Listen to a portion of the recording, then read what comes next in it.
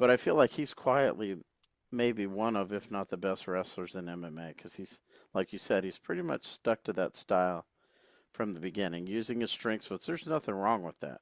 We could, maybe we'll talk a little bit about Bo Nickel after this, but that's something I watched with his fight this past weekend.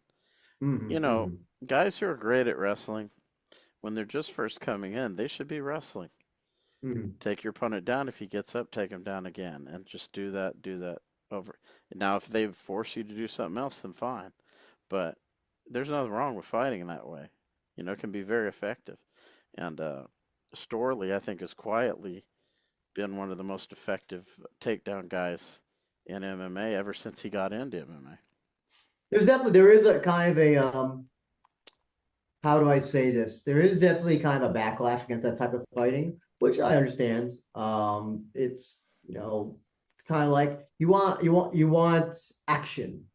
You want action. But there also needs to be, if somebody doesn't know is not putting themselves in trying to get out, trying to put themselves in a better position, then it's like, you know, what do you want them to do? It's you know, there's a balance between fighting entertainingly, fighting smart, and fighting stupidly. So it's one of the things that people don't really appreciate with MMA sometimes. Kind of people just want to see guys stand and bang when, man, listen, if you want to watch people stand and bang, that's what boxing's for. This is MMA.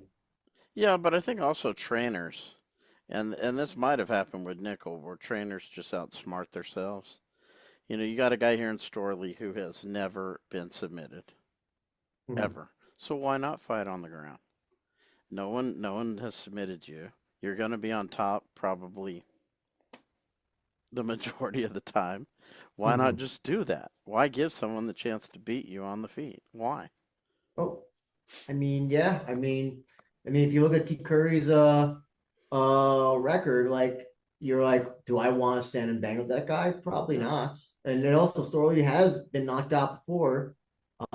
just one time.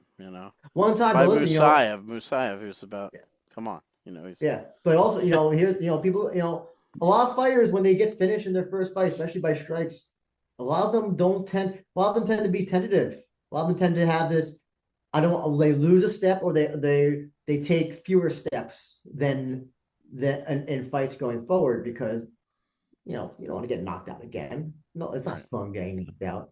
So, I will see how Story kind of fights like that. I think we're just gonna see this